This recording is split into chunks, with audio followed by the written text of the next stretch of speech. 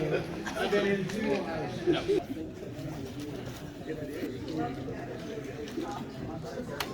So this is the first one. This one.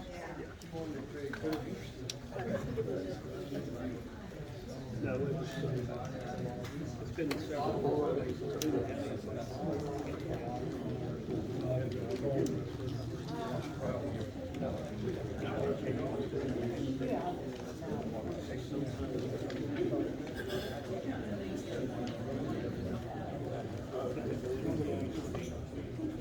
Takes a lot of benefit from the university.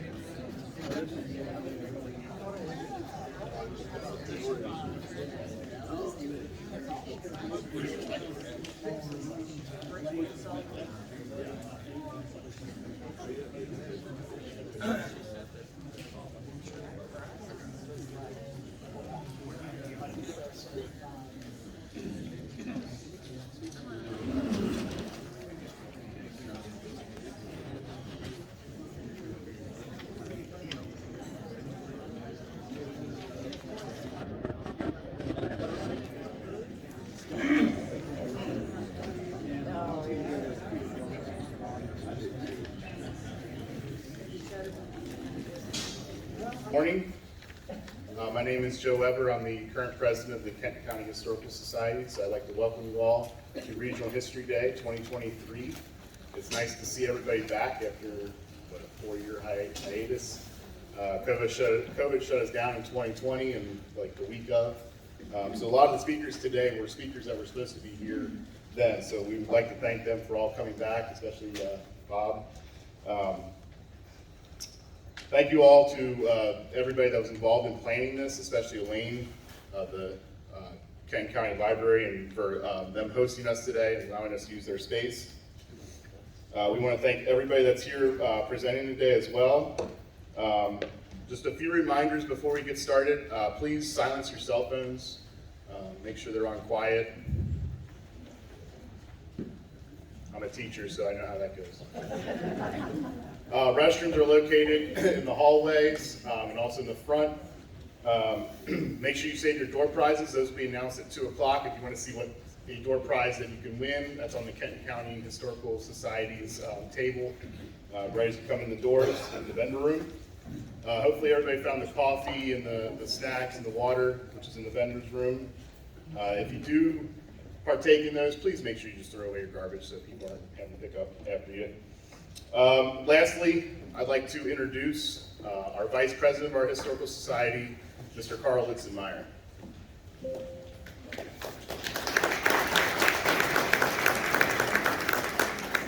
Thank you very much. Welcome one and all to the 2023 Northern Kentucky History Day. It has been 2 years since COVID-19 shut this event down, and it was wonderful to be normal again. I hope you all have chosen your presentation for each of the 3 sessions. Now I have the honor of introducing our keynote speaker, my good friend and colleague, Robert Webster. Bob graduated from Holmes High School in 1981 and received a bachelor's degree from Moorhead.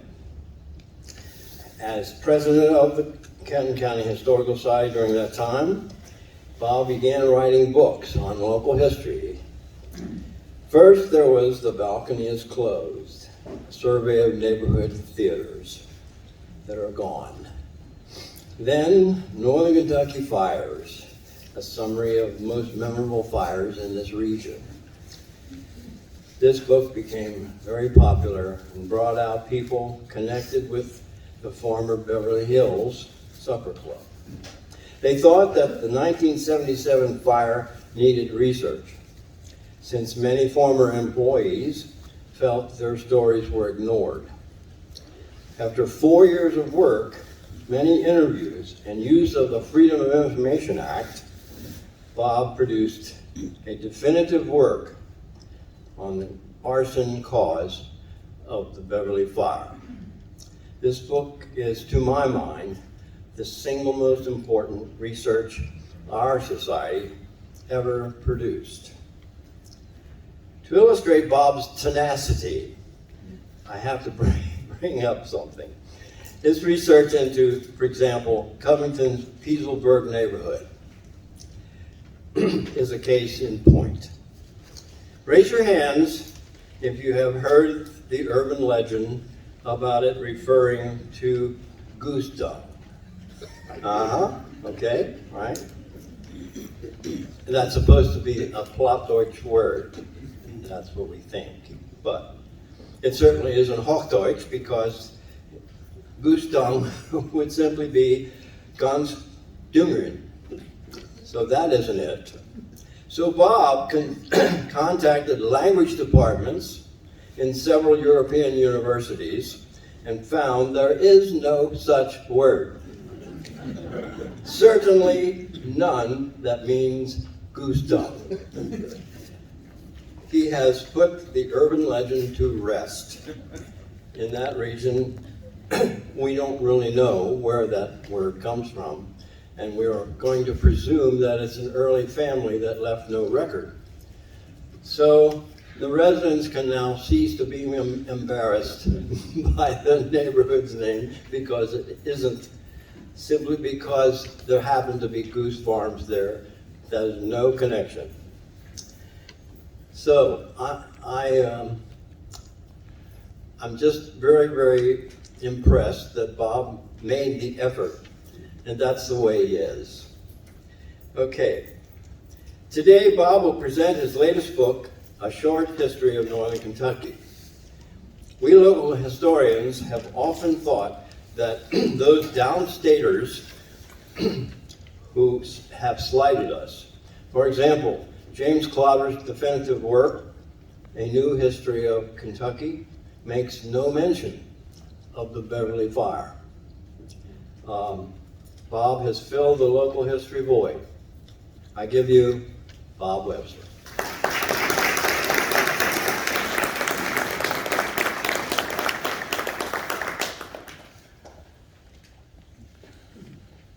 Thank you. Again, welcome. It is truly an honor for me to speak to you today as a keynote. I've had the privilege of doing some of the breakout sessions over the years, but was just thrilled to death when it was announced several years ago that I would be the keynote speaker. Of course, Carl has taken the first 3 slides off my, but we'll get through this anyway. Yes, my latest book is A Brief History of Northern Kentucky.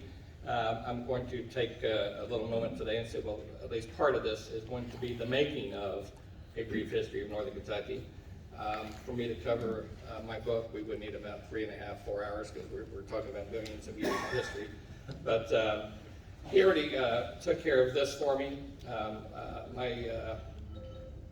I guess my greatest accomplishment as being past president of the Kenton County Historical Society for many years, probably too many to mention. But I started out thinking, why a new book? That was the big question on my mind. And because my wife knows how much money we make off of local history books. But I'm working 2 full-time jobs and just had some spare time on my hands. But why a new book? Well, as he said, Northern Kentuckians are often left out of statewide issues. Little interest from folks in Frankfort. We seem to have more cooperation from folks in Hamilton County and Cincinnati. For instance, the I-71-75 bridge, that's a collaboration between the 2 of them. We're considered South Cincinnati, as you well know, by many in the region. When it comes to history, we are almost always linked in with the history of Boonesboro, the Wilderness Road, and the rest of the state, which we should not be. We have our own history. I've been frustrated for years as I research, trying to find good information on other books that have existed for years. The Encyclopedia of Northern Kentucky was well welcomed, but it weighs about 30 pounds, so it's really not a great read, but a tremendous amount of great information in there. So I said, maybe we do need a new book, something just about Northern Kentucky. And what I did, before I really decided to take the plunge, was I made a list. And I wanted to put together 25 or 30 people, places, and events only important to Northern Kentuckians, such as James Taylor, the founder of Newport. We have Thomas Kennedy, whose property became the city of Covington. I looked at Rabbit Hash General Store, which has been in operation since 1831. I looked at the Cathedral Basilica, one of the most beautiful churches anywhere, as well as Banklick Creek, which is a major transportation route for early pioneers. I also included the Bulletsburg Baptist Church, which was organized in 1794 and is still in existence today. So I grabbed 9 other books on Kentucky history. A New History of Kentucky, a concise, I love that, a concise history of Kentucky. Kentucky Yesterday and Today, Thomas Clark's A History of Kentucky, the Kentucky Encyclopedia, and many more. And not surprising to me, and probably not surprising to you, James Taylor had a short reference in 2 of those books, but it was after the War of 1812 and nothing to do with his founding of Newport. Thomas Kennedy was not mentioned in any of the books, nor was Rabbit Hash, the Cathedral, Banklick Creek, Bulletsburg Baptist Church, and most upsetting, as Carl pointed out, 2 of the books were released well after 1977, one calling it A Concise History of Kentucky, and neither mentioned the Beverly Hills Supper Cup Flyer, a fire that killed 169 people and remains one of the worst disasters in the Commonwealth today. Clearly, Northern Kentucky needed its own history book. Amen. Amen. Can we get an amen?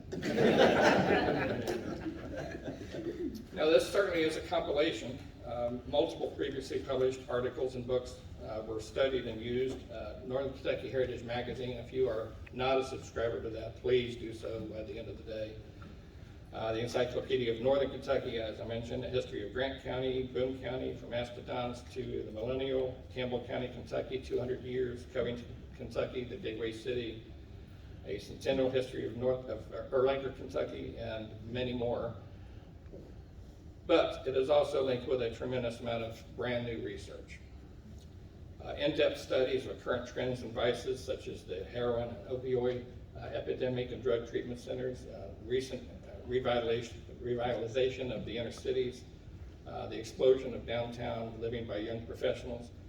And I've also tried very, very diligently to separate fact from fiction regarding previous research, rewriting the Christopher Gist stories and his travels, for one example, and defining the 3 L's that represent the 3L Highway, which had some folklore as well. So there's a tremendous amount of new research as well. Is it complete and concise? Of course not. A concise history of Northern Kentucky would need to be several thousand pages. But it contains a tremendous amount of information on the people and places and events important to Northern Kentucky.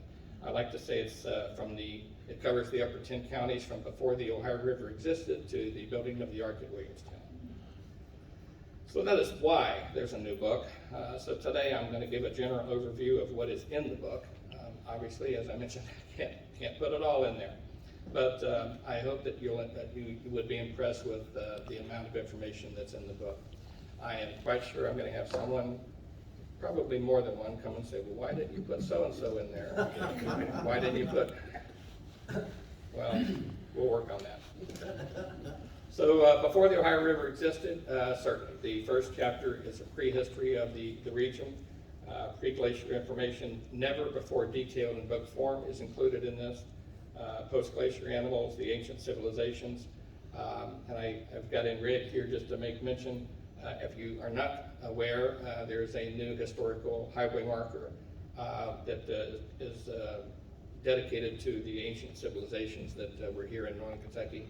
It is located in Pioneer Park, the south end of Pioneer Park, so you may want to check that out. The Taze River system is included, of course, here long before the Ohio River existed, before glacier activity. The ancient Kentucky River, ancient Licking River is mentioned. And of course, the after-glacier activity that brought about the discovery of Big Bone, the birthplace of American vertebrate paleontology. Most of you know, because I think we're all history fans in here, that those massive herds of animals are what created through their yearly migration habits, are what created the early pathways and early ancient civilization pathways that led to the creation of today's highways, such as US 25 and DeCourcy Pike. So those known migration trails are detailed in the book, as well as evidence of the ancient civilizations, some scattered artifacts and some burial mounds that are known to exist, and a few that are still visible to the eye and not hidden away. This is a burial mound on Route 11 in southeastern Mason County that is still easily visible. We have the early Northern Kentucky explorers. Of course, some of you know the story of Dr. Thomas Walker, who apparently was the first European explorer in Kentucky. Of course, we know that's not true.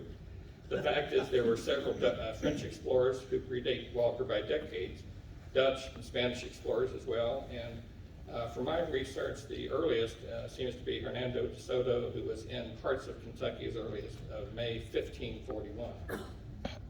So, sorry, Dr. Thomas Walker.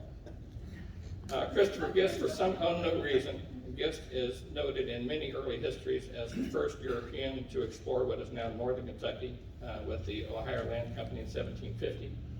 Authors claim he traveled down the Ohio River, camped at what is now Covington, visited Big Bone, explored the falls of the Ohio.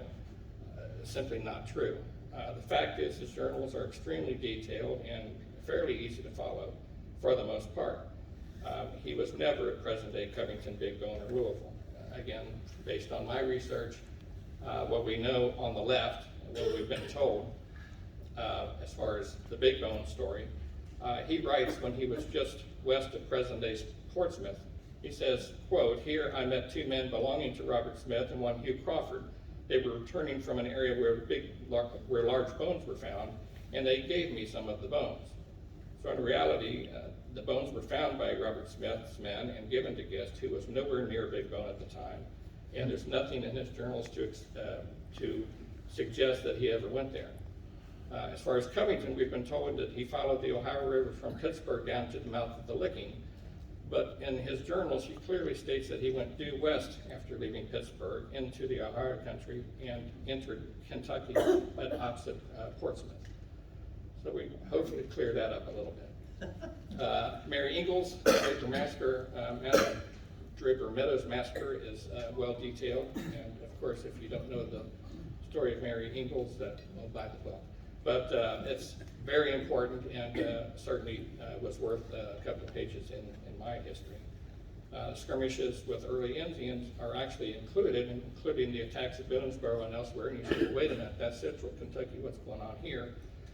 But I clearly described the main warpath into central Kentucky being that DeCourcy Pike, Bowman Creek, and South Fork of the Licking. That's extremely important to northern Kentucky. Bryan Station, Hingston's Fort, again, those are central Kentucky battles for the most part, including the Battle of Blue Lakes, which again has been called the last battle of the Revolutionary War, which it was not. But it's important to include that in my book because many of the early residents there became citizens of northern Kentucky. Our earliest residents, James Taylor, Edmund Rittenhouse, who golfs at Twin Oaks? Edmund Rittenhouse. George Stockton, John Fleming, Jacob Fowler, nearly 30 others are mentioned, as well as some of the historic homes that are still standing. The Prettyman Mary house, Abner Gaines, William Arnold, nearly a dozen old houses in Old Washington, the Fowler home in Union. This is a sketch of Yakeman's Cove from Newport, the early description of Lisanaville. But the first towns in Kentucky, Port William, Kennedy's Ferry, Newport, Maysville. More early families are mentioned, and I won't read this list, but I tried to pay some tribute to the early families that lived in the upper 10 counties. As far as the early 1800s, the Newport Barracks were built, Lewis and Clark's expedition and its importance to northern Kentucky. The earthquakes in Kentucky from December 1811 to 1812 are mentioned, as well as a short excerpt from a letter that I found from someone's journals. This hit me hard, and maybe it won't be the same to you, but you have to remember at this time, no one knew what an earthquake was. You had people in New York and Boston that maybe had read about something like that in the newspapers, but for the people, in this case, a little southwest of Louisville, they had no idea what was going on. I'm going to read just a short passage. This is December 16, 1811. There was a great shaking of the earth this morning. Tables and chairs turned over and knocked around. All of us knocked out of our bed. The roar, I thought, would leave us deaf if we lived. It was not a storm. When you could hear anything, it was the screams of people and animals. When you could not hold on to nothing, for no man nor woman strong enough. When it got daybreak, you could see the damage done. We still had our home, had some damage. Those whose home was not built too strong did not. I made my mind to one thing: if this did not happen in the territory of Indiana, then me and my family is moving as soon as I find my Indiana. And this went on for almost 4 months, but he writes on January 23rd, 1812, what are we going to do? You can't fight it because you don't know how. If it was a storm, you could see the dark clouds and know you might get strong winds, but this, you cannot see anything but a house that just lays in a pile on the ground and trees that just fall over with the roots still attached. We lost our Mandy Jane in this one. A log fell on her. So this had to be absolutely terrifying for these people. But after the War of 1812, Covington established early primary roads become turnpikes, covered bridges are erected all over the place. I love this picture, bottom left is a toll road at Constance. Northern Kentucky welcomes industry. We have the Covington Cotton Factory, steam-driven sawmills in Newport, Maysville, and elsewhere. Slaughterhouses and breweries become commonplace, as well as the railroads coming through. So all of this is mentioned. Into the mid-1800s, mineral spas are the rage. Latonia Springs, Blue Lick Springs, Big Bone Lick, and elsewhere. Population in the region explodes, mainly through German and Irish immigration. And we have the wonderful Rabbit Hash General Store.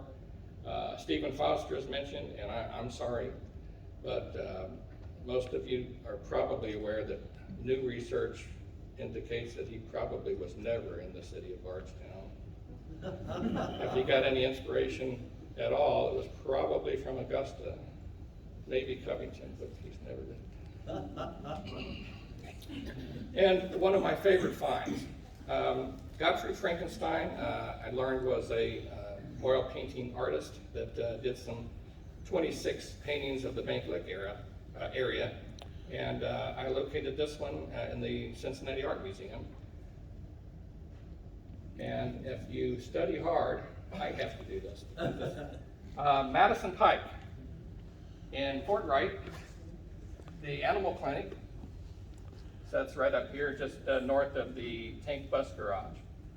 The golf driving range is right down here, and we're looking north in 1851 along Madison Pike.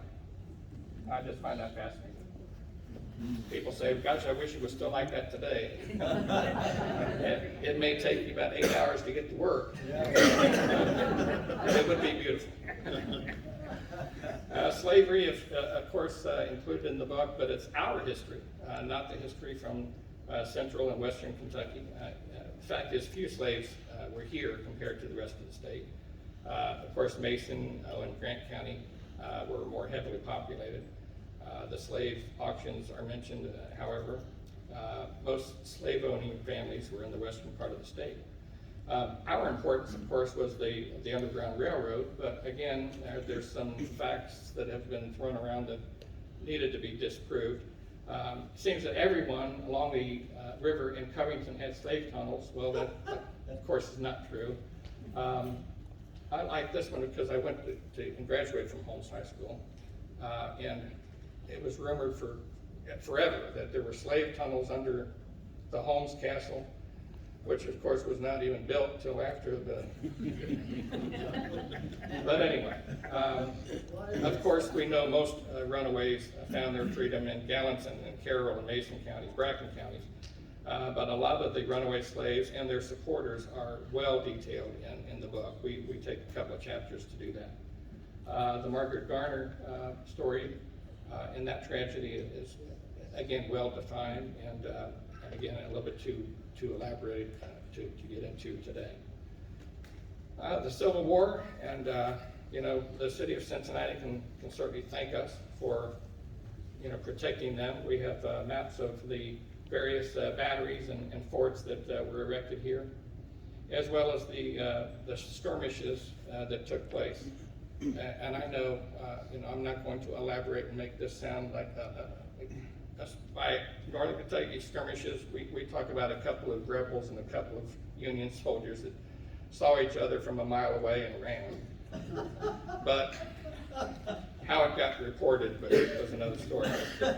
They did come through Crittenden along the Lexington Turnpike with plans to take Cincinnati. They made it to about 10 miles south of Covington. The skirmish at Snow's Pond between Ridgewood and Walton was a little bit more elaborate. Shots fired in downtown Florence. The September 15th incident where rebels marched through Independence and met Union forces at what is now Old Madison Pike and Fowler Creek. And of course, the battles at Augusta and Cynthiana they saw much heavier action and are far more detailed, of course. After the Civil War, Northern Kentucky was still almost completely segregated. Blacks were denied access to such places as parks, restaurant lunch counters, public bathrooms. The 1874 legislation that passed some laws that certainly helped. But in our case, Jacob Price, William Grant, Isaac Black, the colored schools that opened throughout the 10 counties, those are all well represented. Highlights, John Roebling's Suspension Bridge in 1866. Of course, it's been updated and reinforced over the years and still open to the public. Important people and places. In the late 1800s, Daniel Carter Beard, who helped found what became the Boy Scouts of America, George Hill, Frank Duveneck, whose painting you see here, the Coppin Department Store, Ireland's industries such as rolling mills, furniture factories are opened throughout the region. We have the Latonia Racetrack, which opened in 1883. A lot of people are unaware that the Latonia Derby was bigger than the Kentucky Derby for many years. Known as one of the most beautiful racetracks. Between 1883 and 1927, when closed, a total of 27 Kentucky Derby winners raced at Old Latonia, and it closed in 1939. The Ludlow Lagoon is featured, of course. It opened in 1895. Flooding, a tornado, prohibition, and a horrible accident on the motorcycle track eventually closed the park in 1918. Closing out the century, we have the bridge collapse over the Licking River, the incredible Pearl Bryan murder and decapitation. William Remke opens what eventually became the region's first self-service grocery. Jackson Florist is still open. George Wiedemann is producing more beer than any other brewery south of the Ohio River. The early 1900s, we have the Donaldson Lithographic Company that opens, printing colorful posters for Ringling Brothers and others. The Benedictine monks from Pennsylvania by the Old Thompson Winery. And of course, I cancel out the fact that this is the smallest church in the world. It's not a church at all, but its true history is included. The Cathedral Basilica, DeVue Park, and Haven Gillespie. Who knows Haven Gillespie? Yeah. Oh, look, see, I love this place. Santa Claus is coming to town for everyone. Is from Covington. Early 1900s continued. We have the first moving pictures shown in the region. Ice and milk delivery, bathing beaches in Dayton, Bellevue. The Dixie Terminal opens in Cincinnati. The early 1930s to 1940s, we have the infiltration of the mob in Covington and especially Newport. George Remus, Pete Schmidt. Beverly Hills opens. The Cleveland Four is who I'm speaking of, but everyone has heard of the Primrose, Tropicana, Flamingo, Not uncommon at all to see Frank Sinatra, Dean Martin, Jerry Lewis, Marilyn Monroe walking up and down Monmouth Street. So that was a wonderful time, we think. The flooding of 37, of course, well detailed in the book, almost several pages anyway. And most of you have seen some of these incredible pictures and some of the details that are included.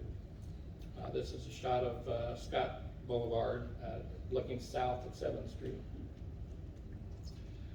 We have World War II, the Iwo Jima, and Pat Scott. Like, well, how does this all work together? Well, Fleming County's Franklin Sowsley is included in the famous picture that you see there. And then we have the Girls All-American Professional Baseball League. If you've seen the movie A League of Their Own, Pat Scott was from mainly Boone County, and she played for the Rockford Peaches. The automobile is introduced into the region, movie theaters that I mentioned and more.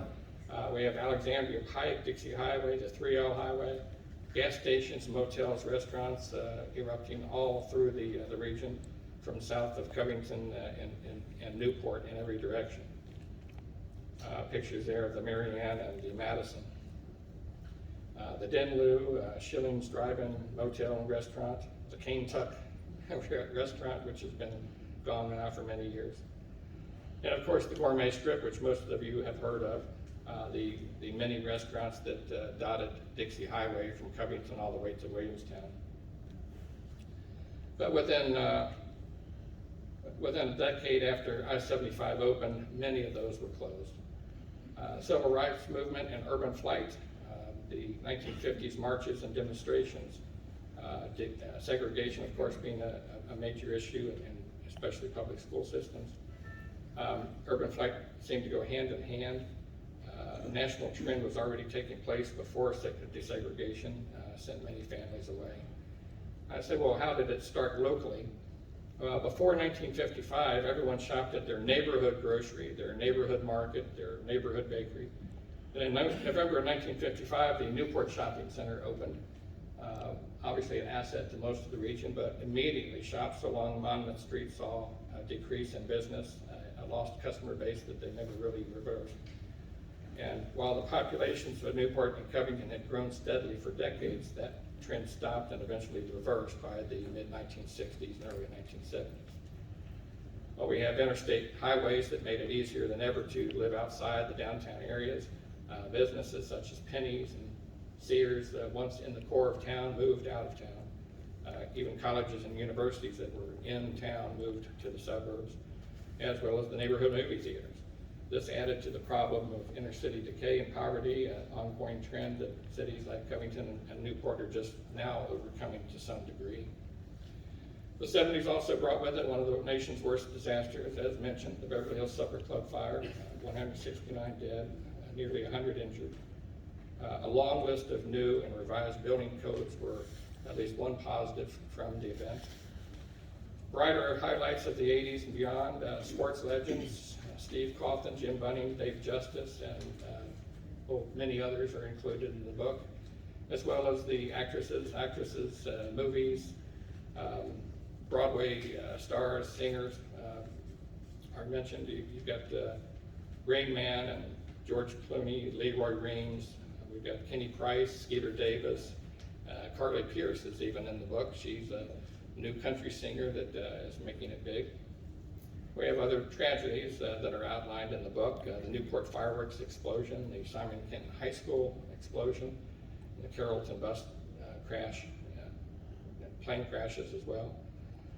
I detail the bowling alleys and roller rinks and some of the other recreational and entertainment options that we had in those days. A few of those are still open, thank goodness. And we get to the recent revitalization and development of some of the inner city towns. The Newport on the Levee, the Bavarian Brewery remodel, South Shore condos, the Boone Block, and many other things are featured as well. And I say that the book is up to date because I bring you up to the building of the Ark Encounter at Williamstown, now one of the region's busiest tourist attractions. I close out the book, though, with the fact that we still have a lot of old-time River City charm. Cities like Augusta and downtown Williamstown, Brooksville, Carrollton, Flemingsburg, even downtown, parts of downtown Florence still have that, and Maysville, of course, has that old river city charm, and that tickles me, because that's what I like, as opposed to the urban city growth. But that, folks, is a brief history of Northern Kentucky and how it came about. And again, I appreciate everyone coming here today, and I give thanks to you, and I give thanks to the University Press for publishing the book. It came out a couple of years ago. But I don't want to throw them under the bus, but this, I have to tell you the story with the cover problems. I came up with this cover design. As you can see, I took that old picture, the old painting of Godfrey Frankenstein, and I have a picture of Covington's Riverfront, part of Northern Kentucky. So I go from old to new, and I thought that was just fabulous, and I sent that down to University Press, and they sent a remake, not uncommon. They had the same exact design, but they had Cincinnati as the sky. I blew up. I typed up an email, and I showed it to my wife, and she said, "Oh my God, you cannot say that." I said, "What do you mean?" And I looked over it again, but I basically told them, "Listen, I'll find another publisher, but you have just proven my point. We're talking about a history of Northern Kentucky. You want to put Cincinnati on? Well, it's just a more recognizable city later." Oh my. I said, "Well, so is New York. Why don't we just put New York on?" But they said, okay, we'll go with your design. So there's the book, 325 pages, they're 6x9, over 50 photographs, on sale for $30 out there. I appreciate it very much. The website also, real easy to remember, it's bobtheauthor.com. And again, I really appreciate your time today. I hope you enjoyed the talk. Amen. Do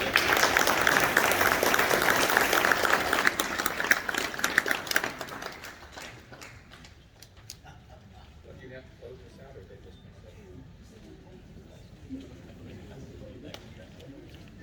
All right, thank you for all attending. Thank you, Bob. Now you may move on to your next designated area.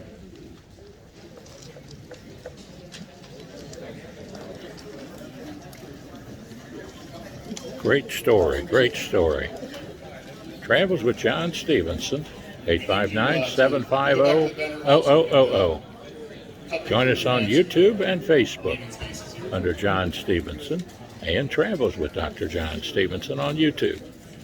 859-750-0000. Phone number. Email small j small s 750-0000 at gmail.com.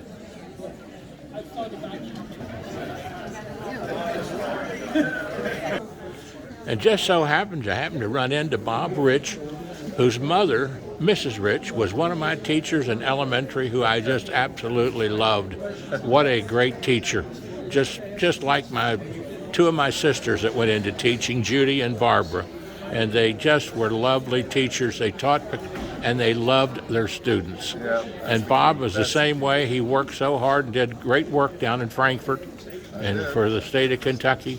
And I always followed him as best I could because I was very proud of him doing what he did. God bless you. Thank you. You're doing okay now, are you? Yeah, it's fine. Everything's good. Well, It's a good. time of life. Yeah. Well, where would people reach you nowadays? Oh, just rich@taftlaw.com, or, you know, I live over there. I've got a condo in Lexington, but I still live in Wyoming, Ohio, where I've always been. Well, God bless you. It's so nice to see you here today in Northern Kentucky at the Erlanger Library. Yeah. God bless Nice you. to be here. Thank Bye.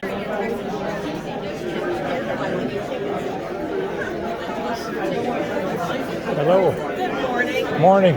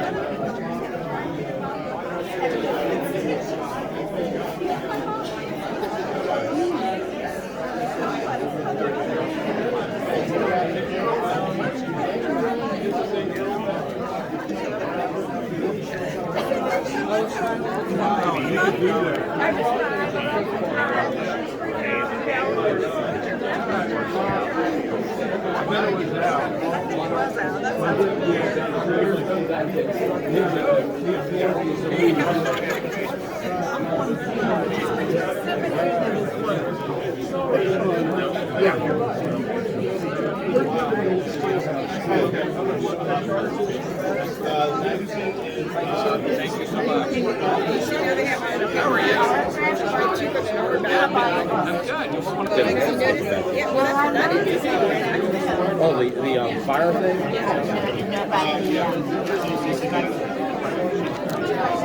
Yeah.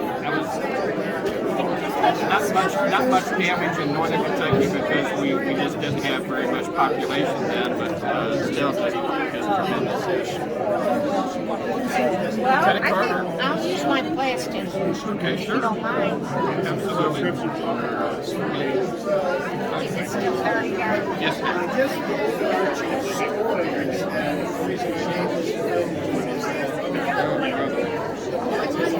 Here we go. All right, now we're on.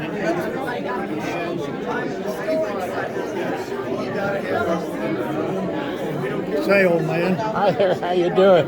Are you? Oh, fantastic. I'll see you in a bit. Yeah. K-A-T-H-L-E-E-N.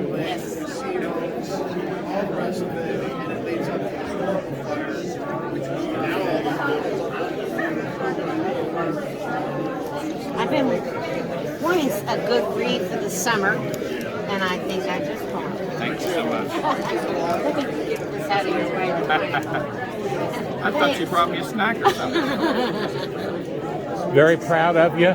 Just wanted to say hello, Absolutely. John Stephenson. It's good to see you. Yeah. Nice to Nice bless to see you again. Nice to see you. You did a great job this morning. Appreciate that very much. I'm headed down. I got to film the Republicans down at the big dinner down there. They're Good luck with having that. lunch. All Take right. care. God bless you. You too. Hi, how you doing? Can I get one?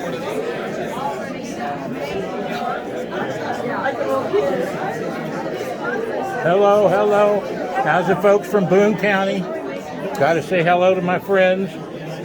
God bless you. Say hello to the television land. John Stephenson, nice to see you. Travels with the Stephensons. God bless you. Have a nice day now.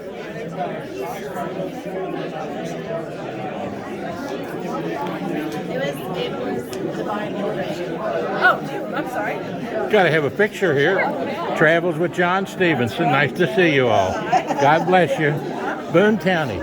Got to stick with Boone County. Hi there. Nice to see you.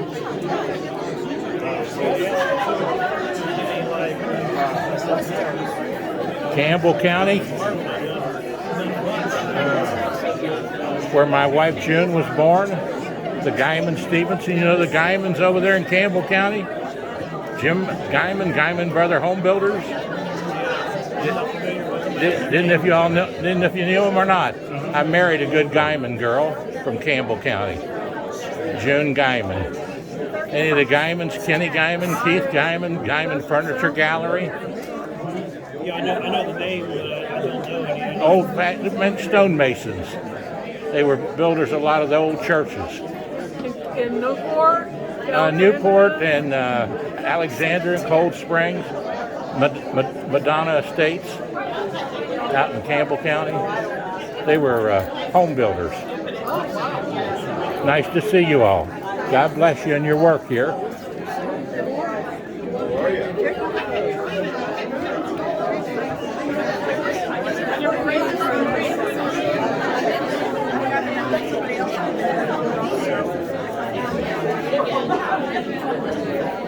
Hi there. Boone County, Boone County. Boone County is the last table. Where you all from? Campbell County? This is Campbell. Mary Ingles is Campbell. You know any of the Guymans? Yeah. The Guymans? I married a Guyman from Campbell How can County. you miss a The Guyman? smartest move I ever made. Smart man. Yeah. June Guyman. Bless her heart. Yeah, the name is real familiar. Yeah, June Guyman, Guyman Brother Home Builders. Andy Guyman. June's name's real familiar, but I don't know why I would know it. Well, she worked for the health department for years. I mean, I was born and raised in Campbell County, Oh, so was you? Well, probably I've heard it somehow. Big Guyman, they had a family reunion, had 1,000 people there. Wow. out at the Knights of Columbus in Grant Slick. Nice to see you all. Nice to see you. God bless you. I'm John Stephenson, former superintendent of education for Kentucky. Nice to be here with you. Nice to be here with you. Well, if Jude's got a Patriot, we'll be glad to find one for her. Why? That's right. God bless you all. I'll tell her I was here. She'll see this on film on YouTube and Facebook. All right. Take care now.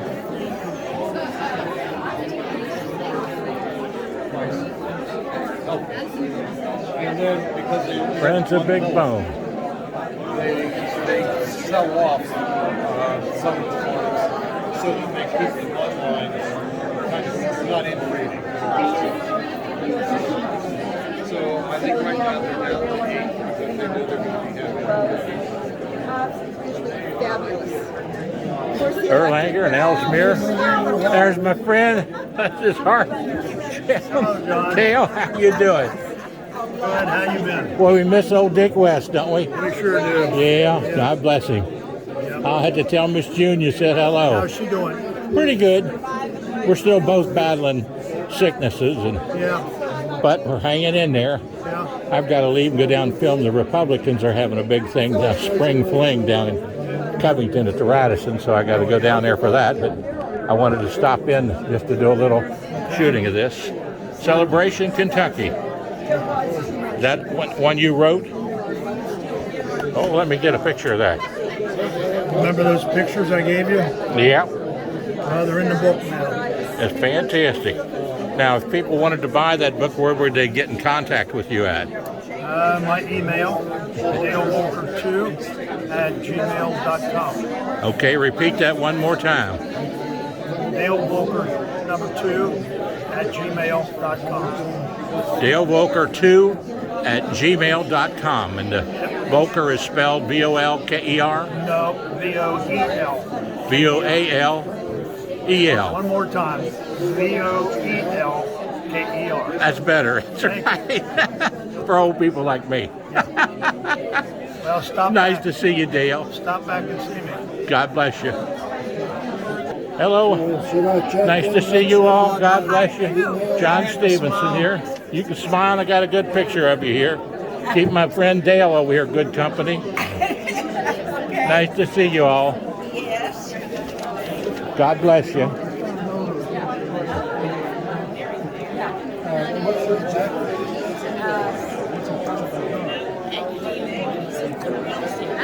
I live just at the top of Sleepy Hollow, which is close to. So I live right.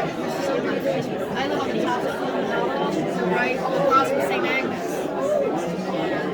So I'm a neighbor too.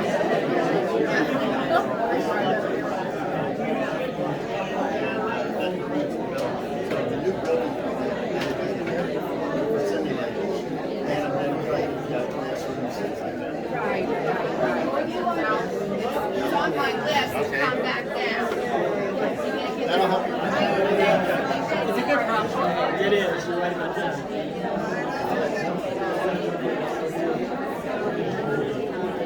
Ludlow, God bless you all. Travels with John Stephenson. Nice to see you all. Nice to see you too. God bless you.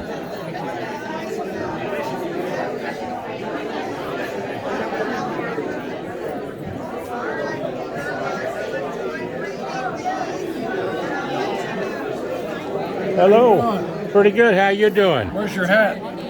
I wish I had one. I don't know if I've ever seen you without your hat. But my big white hat. God bless you all. Same to you. Well, Nice. Pat and I, we both retired from Kenton County and Boone County school systems. But I remember when you used to come down there, Yep, you'd have that hat on. that's right. Yeah. And then you ran for office how many times? Well, as the last elected superintendent of education for Yeah. the state of Kentucky in 1992. Yeah. And the first time I ran was 1975 for Commissioner of Agriculture. And now when you ran for superintendent of education, was that after a drought?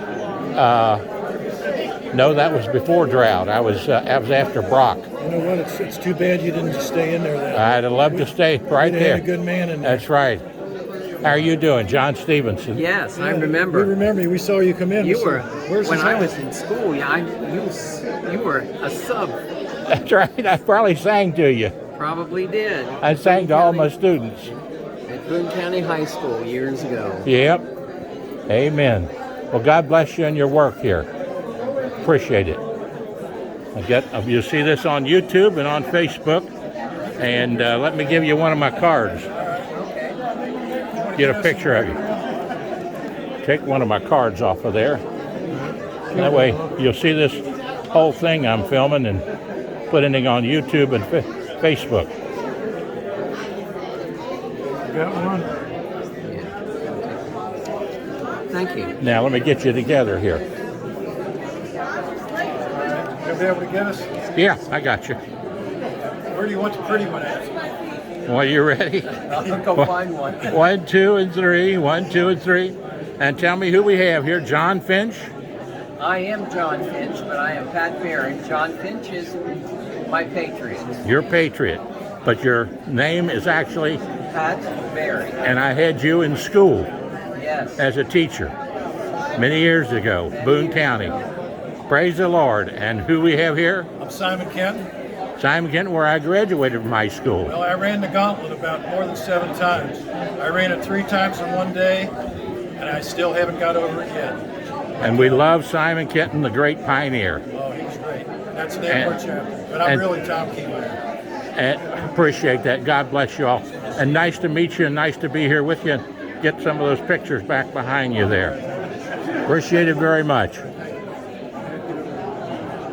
If somebody wanted to get in contact with you all, where would they reach you? About the pioneers and about... TomKeymeyer@gmail.com. Okay. One more time. TomKeymeyer@gmail.com. God bless you and have a great day. Take care. Nice to be here with you. Travels with John Stephenson. Facebook and YouTube. God bless you. Oh, he was a... Bye-bye. Nice to see you. You did a great job.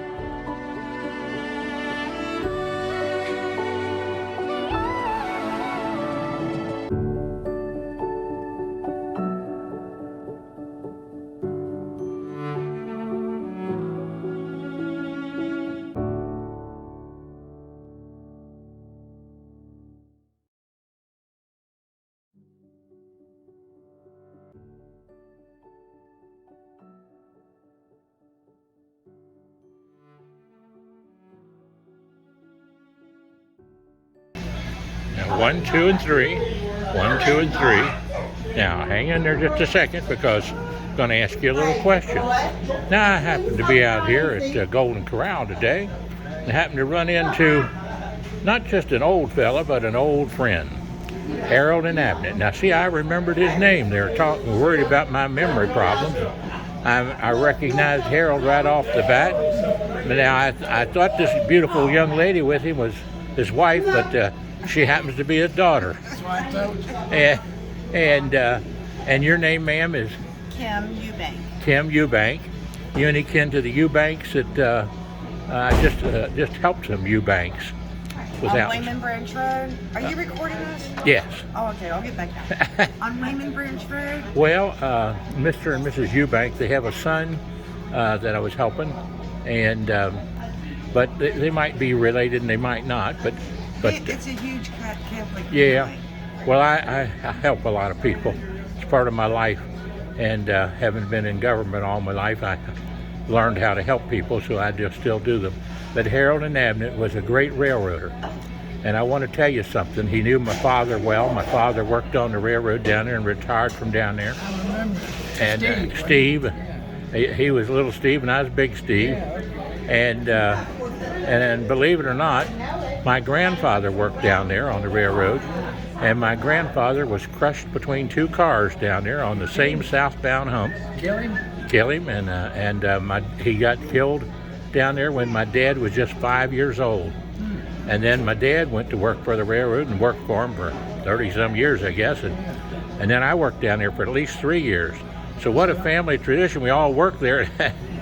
And Harold worked there and did a great job. And I was lucky to get elected as what they call the Brotherhood of Railroad Trainmen. I was the secretary. Oh, were you? Yes, secretary of Brotherhood of Railroad Trainmen. So I've been fighting for railroaders and teachers all my life, and helping to increase their salaries and benefits, and because they're hard-working people. Now, Harold is, how old are you, Harold? 88. 88 years old. My goodness gracious sakes alive. I just have to say this, and your first name, ma'am, is? Kim. Kim. Everybody loves somebody sometime. Makes no difference when or where or how. Everybody loves somebody sometime, and it's Harold and Kim's time right now. God bless you all. Thank you. You have a beautiful voice. Well, thank you. Wow. He does sing well. Have a great day now, and remember, Travels with John Stephenson. Join us on YouTube and Facebook under Travels with Dr. John Stephenson. God bless you. Nice to see you all. You also. He's always been wonderful, and I tested my memory when I went out there, June, and I even called him by name, didn't I, Harold? You did. Harold and Man's Abnett. all right. We worked on the railroad together, and this is his lovely daughter, Kim, right? And which one of these pretty girls is your wife? This is my wife right here. Okay. They're all beautiful, though. Yeah. And we worked on the railroad together for 3 years, and he worked with my dad down there on the railroad too. Steve, I know Steve. He's a nice guy. And that's where, and Harold is 88. Alan, of course, I worked out there with him and Steve. I lived about 150 feet from the railroad crossing. On the Corsi? No. Which crossing? No, at Verona, Kentucky. Oh, that's Alan, Verona. It's not the southern yet. Yeah, Alan and we said, they were so nice, they all waved to us kids. Oh, they all waved to pretty girls. That's. Well, we were just little kids You know then. anything about Bloomertown? No. Well, you come out of Grant's Tunnel, and they used to have a lot of lines on there, you know. These girls, they all wear clothes on there. So this railroad's nicknamed it Bloomertown. Oh. You knew that, didn't you, John? No, I didn't know that one. That's beyond my capacity. Well, we gotta go. It's nice. Oh, nice to see y'all again. You all. Kim, nice to see you. You also. And I agree God with bless you. On your shirt, I love the sunshine. Oh, finally, we're getting some sunshine. Yeah, right. Nice to meet you. Yeah, you too. Bye-bye now. Bye-bye.